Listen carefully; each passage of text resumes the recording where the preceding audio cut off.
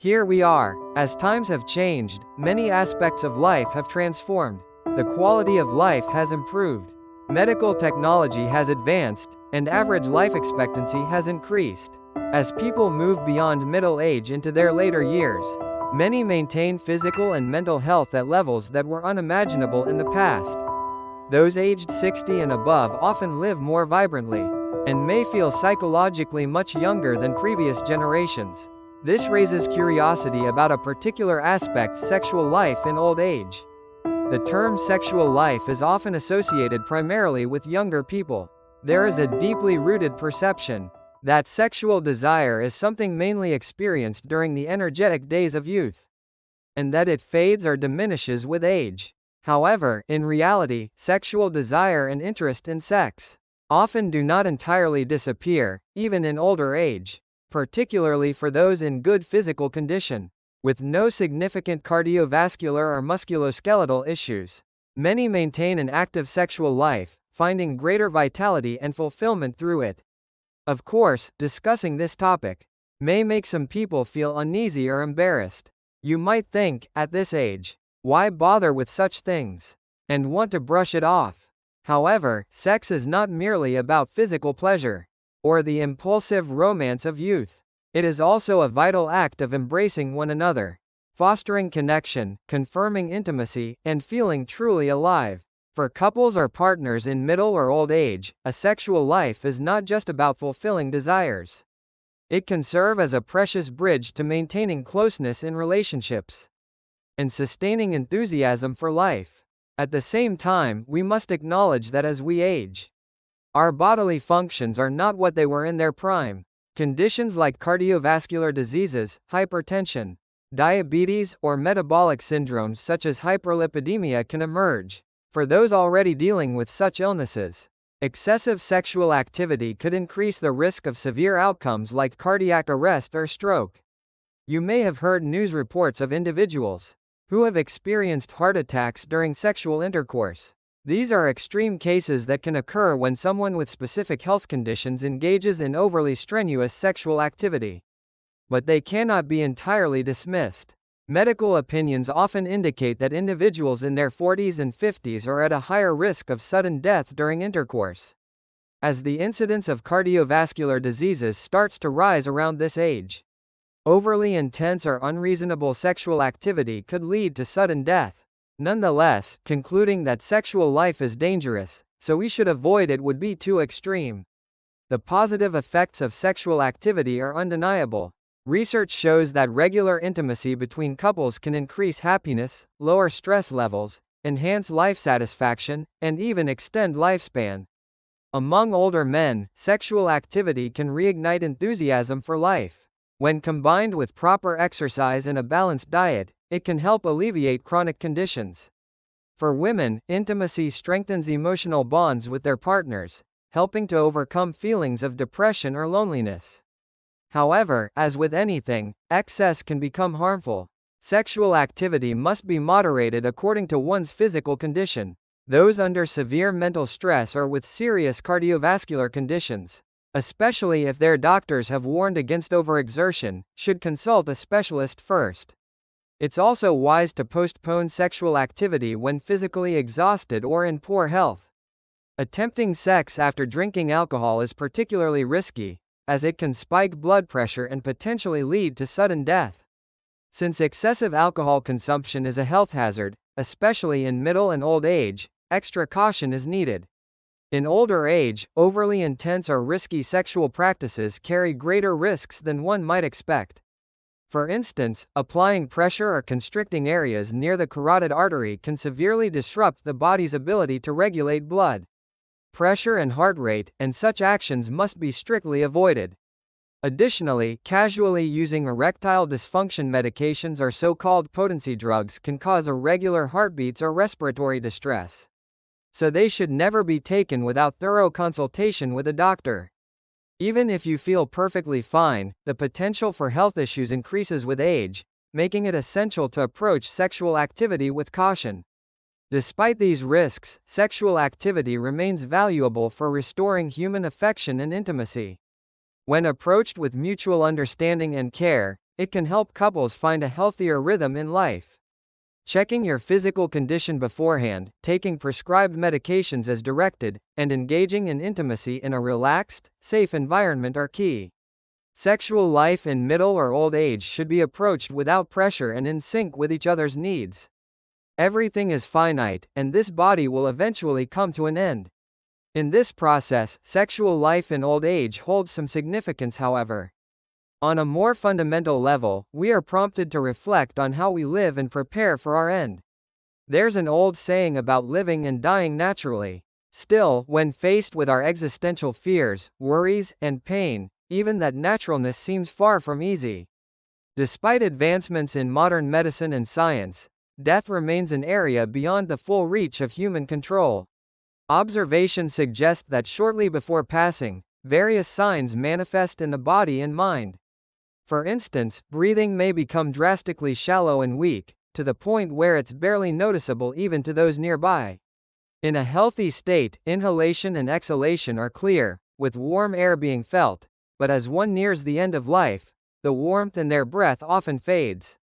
When even placing a hand under the nose barely detects that faint flow, it is a signal that death is near. Additionally, language abilities may decline sharply, leaving some unable to speak at all. Of course, not everyone experiences this uniformly, but generally, as brain function gradually weakens, the energy necessary for communication diminishes. This can lead to situations where someone wishes to convey final words to their children or family but lacks the strength to express them appropriately. Consequently, middle-aged children or family members may gently urge, "Please say anything you'd like, even now," only to hear faint breathing in response. Another telltale sign of impending death is a drop in body temperature. While alive, the body generates heat, and even slight warmth is detectable. However, as death approaches, the hands and feet grow increasingly colder, and even the chest begins to lose warmth. This subtle decline in temperature continues until the body reaches a state of extreme cold. For those witnessing it nearby, these moments can feel inexplicably heavy. You may have heard the term the final flare of life. This phenomenon refers to a situation where someone nearing death suddenly appears more lucid and vibrant than usual, waking up with clarity or even eating well.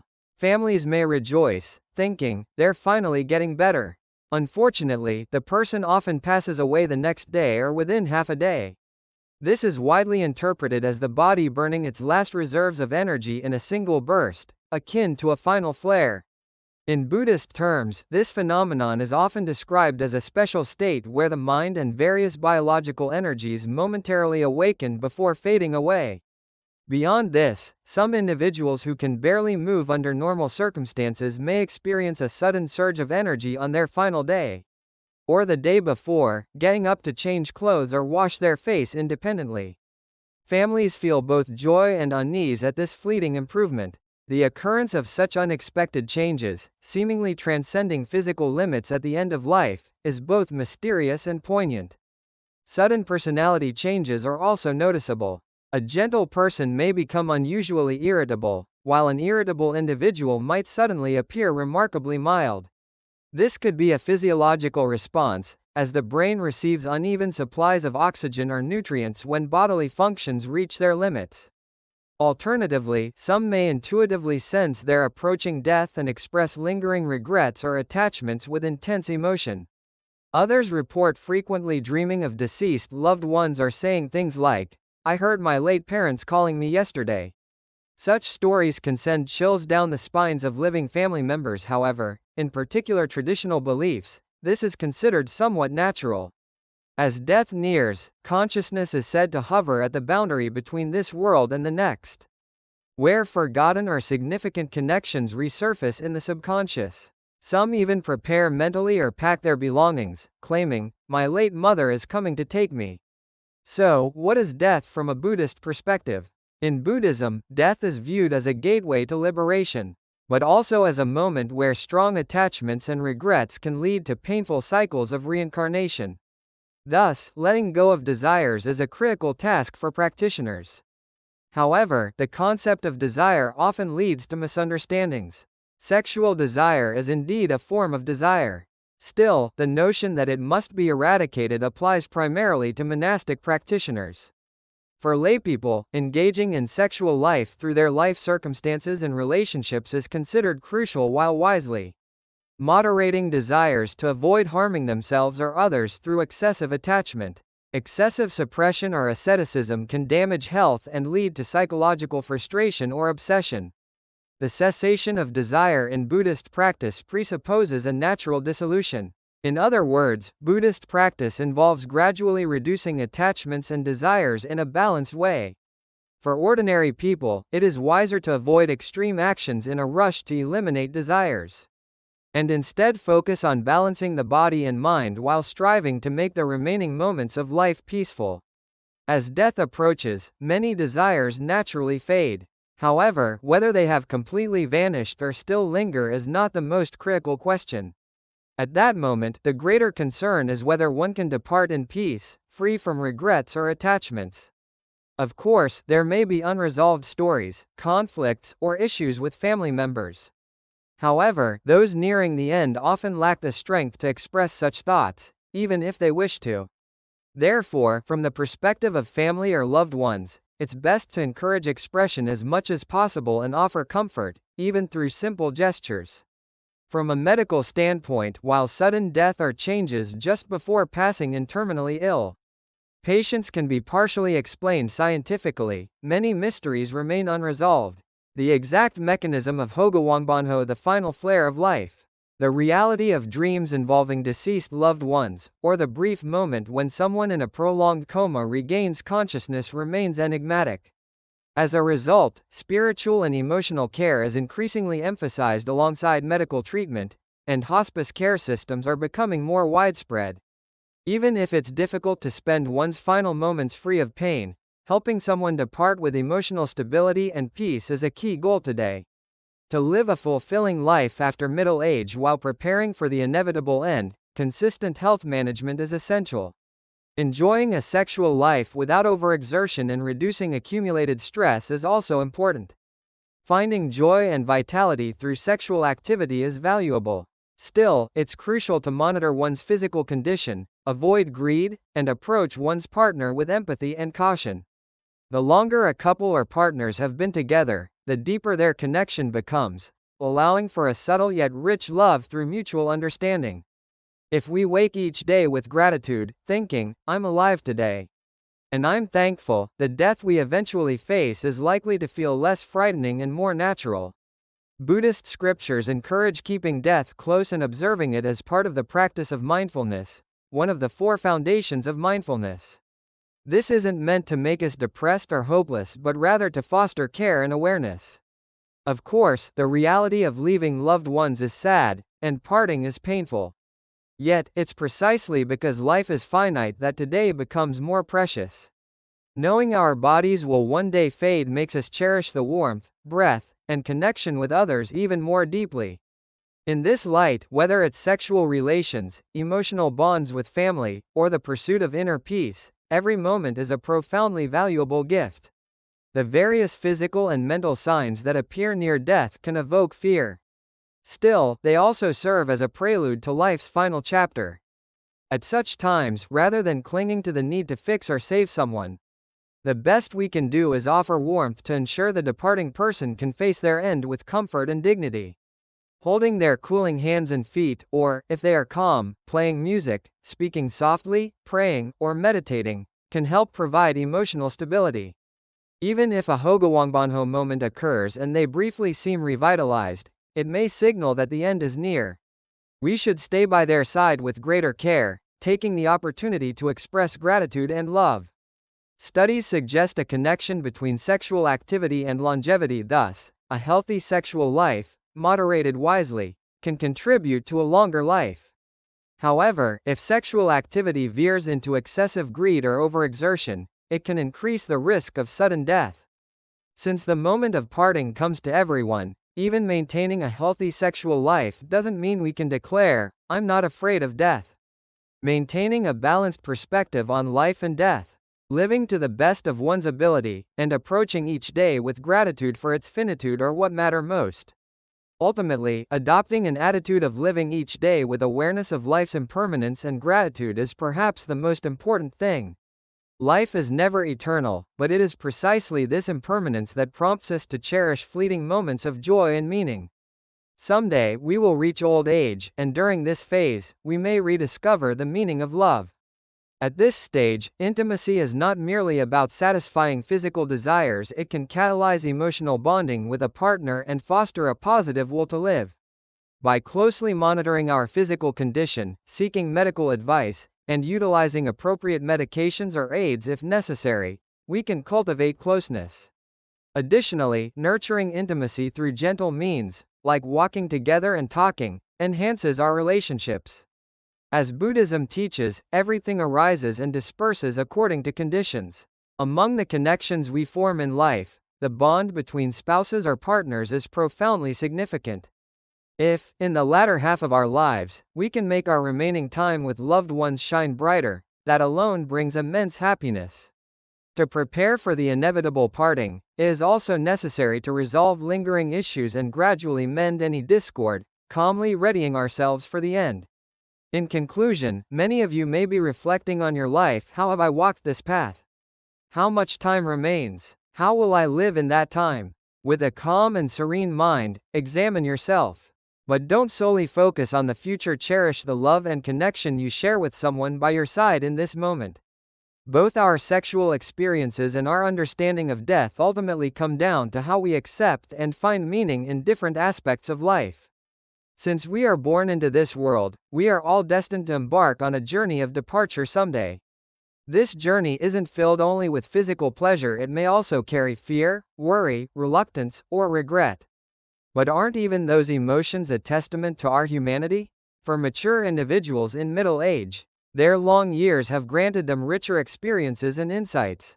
Don't give up thinking it's too late. Continue a healthy sexual life that brings vitality and joy in moderation. At the same time, consider adopting an attitude of calmly preparing for life's end, keeping that thought discreetly in the corner of your heart. If a loved one or even you is nearing death, bedridden, or visibly weakening, observe the signs mentioned previously without excessive fear, and express love in the moments you can share. Even when words fail, warmth can be conveyed through a touch, and kindness through a glance. A gentle word or a small act of care can provide immense comfort to someone facing their final moments. Life is ultimately a tapestry of sex, death, joy, sorrow, and countless emotions, none of which can be neglected. Instead of judging sexual desires in old age with self-reproach, wondering why they persist, it's wiser to think about how to maintain them healthily and beautifully. If health issues arise, seek medical help, be open with family or friends, ensure safety, and try again. For those who, despite serious illness, yearn to rekindle the passion of youth one last time, I urge utmost caution.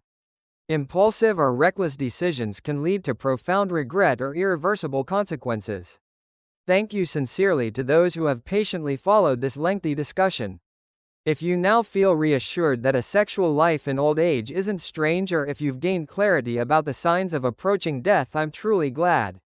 Lastly, I kindly ask for your subscription, likes, and notification settings. I hope this talk, though long and complex, has conveyed meaningful insights. Life is like a novel, long if you perceive it that way, yet filled with fleeting moments. Middle age might be the midpoint of that novel, or you may already be nearing the end, but no matter which page you're on, you remain the author of your life. Though the remaining pages are uncertain, I sincerely cheer for you to fill each day with your best effort, crafting an ending without regrets. By feeling each other's warmth within safe boundaries, cherishing yourself, and preparing to embrace both sexual desires and the shadow of death, you can adopt the most dignified attitude possible. Keep the spark of desire alive in moderation, share the passion rising from deep within with your partner, and rather than fearing the moment of parting that may come one day, cultivate a warm embrace for it. If when your days come to an end you can smile and say, I lived fully and I tried to cherish others until the end, wouldn't that be the most perfect conclusion? Thank you so much for staying with me. I hope this has been a story worthy of your precious time. I look forward to sharing deeper discussions with more people. If you haven't subscribed yet, Please hit the subscribe button, like this video, and enable notifications to stay up to date with the next one. Your support and engagement mean the world to me. It must have taken time to read this lengthy text, and I'm deeply grateful for your effort. I wish you health and many days filled with laughter and happiness alongside your loved ones.